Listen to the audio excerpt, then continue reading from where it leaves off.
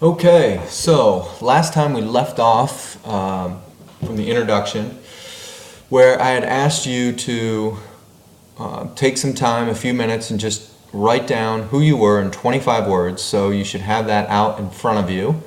And now I want you to look at that description and circle any words that relate to a group that you're affiliated with. Okay?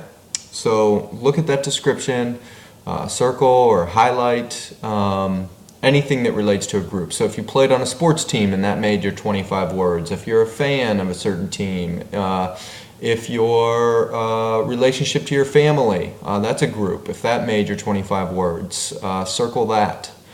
And then once you get those words circled, look at the words that are not circled and think about what category that might fall into, okay?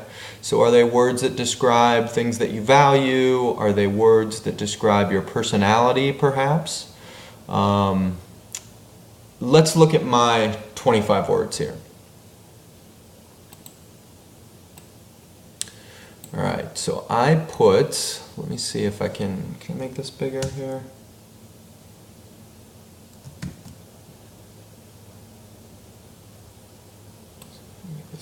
Not really. Okay. Well, hopefully you can read that there. I will read it to you in case you can't. I put trying to follow Christ by loving wife, children, others, sports business professor, life learner, runner, traveler, value wisdom, speed with precision, efficiency, journey, and the destination. So I tried to pack as much as I could into my 25 words there. You can see I have religion and made mine, which would be a group affiliation.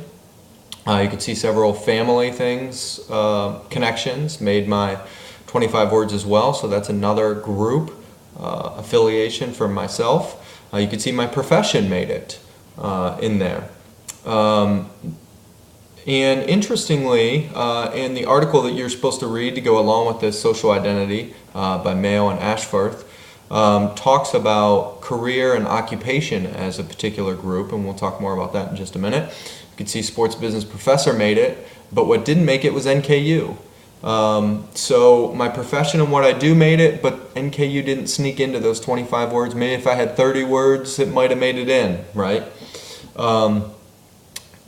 So what I do made it, but not necessarily the group that I'm affiliated with. And why that's important is because that's perhaps changed over time, and that's what the authors talk about in that reading, is that whereas in the past, maybe your grandparents used to affiliate highly or identify highly with the actual organization where they did their work, now, because people tend to move jobs much more than they did in your grandparents' days, people, it seems, become more identified with sort of the profession of what they do and others that do that profession, even if it's at a different organization or a different company.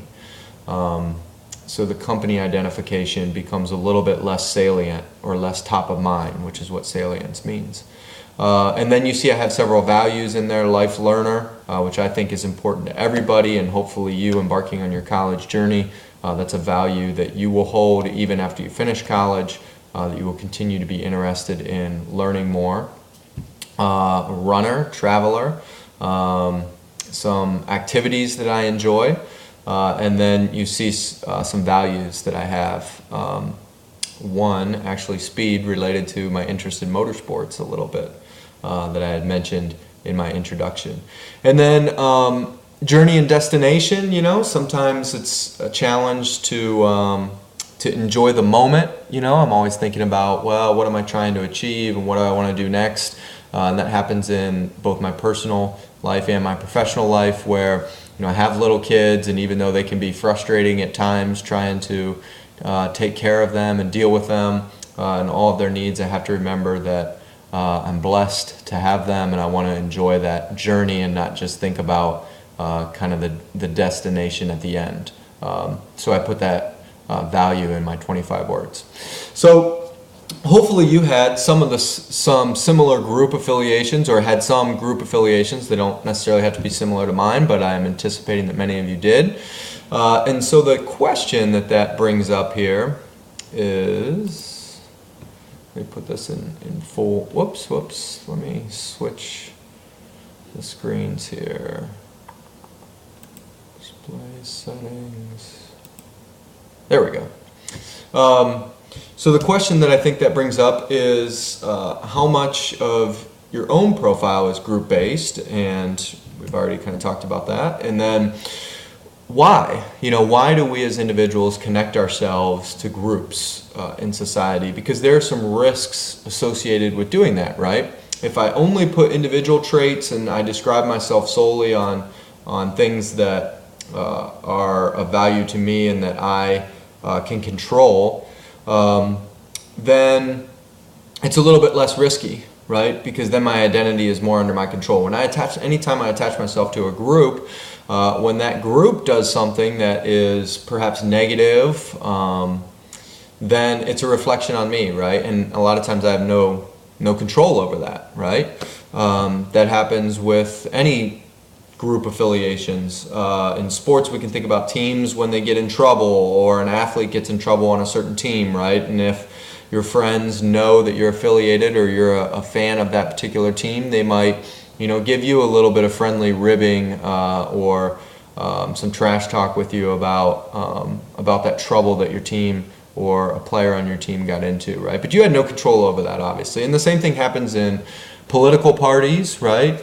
Religion, right? If people associated with that religion do some things that are negative, then it can be a reflection on you, even though you might not support those particular actions that person in the group or person that said that they represented the group took. So there's a risk with us connecting with organizations. So with the risk associated to it, why do we do it? Certainly there's got to be some benefits to it. What are those benefits? One would be give us a sense of belonging in larger society, right?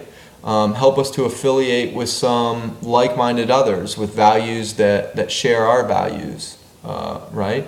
As individuals, we have a need for social connections.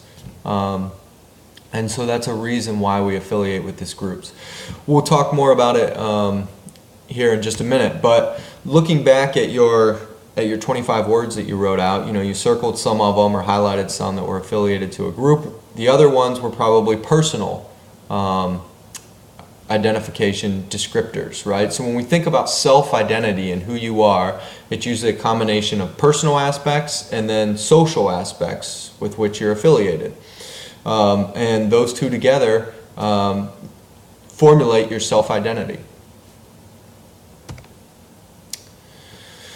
When we think about a group, it's just a shared social identification or a category membership. Pretty basic definition. I think we all realize that. Why do we, again, getting back to that question, why do we affiliate with groups? Well, a lot of times the collective can achieve greater achievements than an individual can do on their own, right? As a society, us here in the United States, we very much value individualism.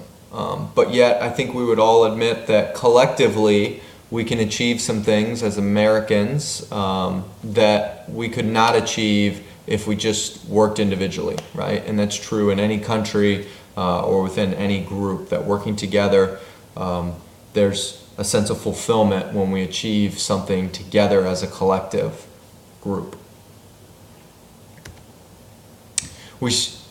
Along the same lines, we share a common destiny with others when we affiliate with a group. The team's or the group's successes and failures we feel as our own successes and failures, right? So in sports, it means when a team that we identify with as a fan wins the Super Bowl or wins the championship, we feel like we've achieved that together. Notice I keep saying we and use that pronoun we versus the pronoun they. When we refer to teams that we're not affiliated with, we use the term they, right? We detach ourselves from affiliation with that group. So even when the team fails, when they lose or have a particularly bad season, we feel that failure as our own sometimes, even though when we're describing it, you might catch yourself using the pronoun they for failure, because social psychology tells us in the research that we're more apt to connect to positive group achievements and cut off reflective failures. So think about your own self. If you're watching a game and you're really into it, you're cheering for a certain team, and they do really well and they win the game, the next day you might be talking to your friends and you might say, we played great last night, or what did you think about that play? We really dominated. Whereas if the team did really poorly in the game, made some mistakes, you might be talking to that same friend, same situation the next day, and you might say, they really screwed up, or how could they play like that, right? Now that you kind of know that, or are aware of that pronoun use, you'll catch yourself probably doing it on your own, and you might even be a little bit disappointed in yourself that, hey, what am I, a fair weather fan, right? I'm like distancing myself or cutting off the team's failure, but I'm trying to affiliate with the team's success. It's just, it's a natural thing that a lot of people do, and you'll probably catch yourself and some of your friends doing that, and you can call them out now. There's a loyalty. Loyalty is an aspect that we value in our society, and lots of societies throughout history have valued loyalty to a certain degree, and that can be a reason that we affiliate with a group and then stick with the group over the long term, even when some negative things happen along the way. So benefits, we already mentioned one, being gives us a sense of belonging, right? If you move to a new location somewhere outside of a geographic region that you are familiar with, one of the things that you're likely to do is to seek out some group memberships that you're already familiar with, right? It could be religious. If you're a religious person, you might look for the local church that shares similar values to the church that you had affiliated with in your old area. So it gives you a sense of belonging. If you're political in nature, you might seek out, that local party base or something like that in the area. If you're into fitness and working out, some of my friends are into CrossFit, right? And I know that if they move to a different area, they'd look for the CrossFit gym nearby, and that's how they would sort of find their place in that area. The same thing goes for teams, right? You move to a new area and you perhaps want to continue to follow the team that you were following. You go online and you maybe try and find, hey, is there a sports bar around here that is the Ohio State bar, or that is the Cincinnati Bengals bar in a certain area, where some Cincinnati Bengals fans gather to watch the game out of market. So that's a benefit. Self-esteem. We mentioned connecting ourselves to a common destiny with the group, right? When the group does well, it makes us feel good. So there's self-esteem benefits to social identification. Transcending oneself and feeling like we're not just all about ourselves, but we're part of a common cause, right? That's another benefit to social identification. Some sort of meaning in life that's related to that transcending self, right? It's a meaning beyond just our own existence that we can attach ourselves to, a broader meaning in society.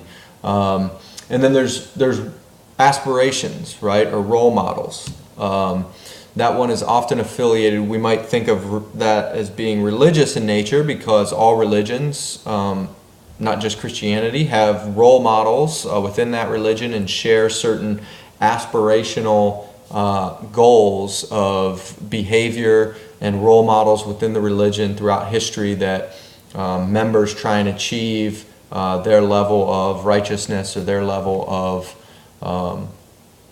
behavior, adherence, I guess, to the values of that religion. But aspirational can also relate to sports, right? We all hear about sports teams, players on sports teams, athletes that go through lots of adversity and still strive to make it through that adversity and achieve great things. Well, getting my text there.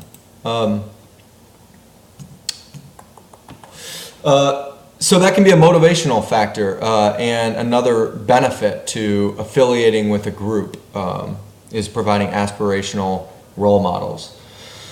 So with those benefits, but also the drawbacks that we talked about earlier, we have to think about, well, what's worthy of our social identification, and that's what the authors of the article that's posted online you're reading for this session, that's what they bring up at the end. They talk about several groups that people commonly affiliate with, and then they sort of bring up that question of, well, there's risk to affiliating with groups, so what's worthy of our social identification? You know, and where do the benefits outweigh the potential drawbacks? You know, they talk about war really as an expression of patriotism or nationalism, right? Affiliation with a certain nationalistic group, you know, and war is the ultimate expression of that because people put their lives on the line to represent the values that nation encapsulates. So that is one extreme example of social identification, identifying with this larger group. Sports, you know, is that worth our identification and putting our identity on the line for these teams that we affiliate with that can let us down a lot, but can also achieve great heights as well? Is that worthy of our identification? Certainly it brings a lot of people together, right, to a common cause. It can make people very proud in their geographic area, their city or their region, right? And we'll talk about some of those examples coming up throughout the semester, throughout the world. So that's a purpose that sports serves more broadly in terms of group identification. Religion, you know, you can have a social identification with a religion being like a deity itself for a particular God, right? So in Christianity, it would be Jesus Christ and God the Father. Or you can have a affiliation with a particular group around that religion. So it might be your local church, or it might be a denomination. So there's sort of two types of possible identification, social identification that the authors talk about within religion. And then work. I talked a little bit about this earlier, but you know, you could be identified with the organization that you work with or the occupation itself. You know, I'm certainly identified with NKU, very proud to be a professor at NKU and proud of what the university, the growth and accomplishments of the university. But I'm perhaps, or we saw in my 25 words, that I was a little bit, it seems, more identified with the occupation itself in being a professor within sports business. So there's sort of two different, and obviously they're related to each other, but two different possible social identifications around work. So in conclusion, the authors sort of use those four categories there that we see: nationalism, which they represent with that ultimate expression of war, teams, religions, and work. When we think about nation, you might also think about state or city, right? It's just a geographic affiliation that you might feel like you're a part of. You know, which ones are you perhaps most identified with? Family is another more intimate group that probably made a lot of your lists. Of course, in this class, we're going to be focused mostly on sports or team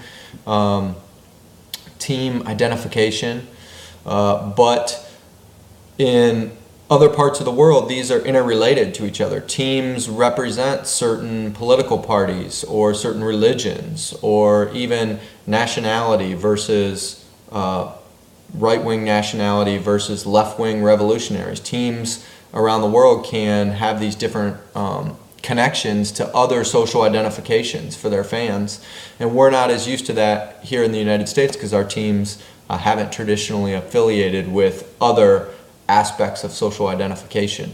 So that's why it's important to start a class like this with that understanding of the basic social psychology behind our connection to sports teams as individuals.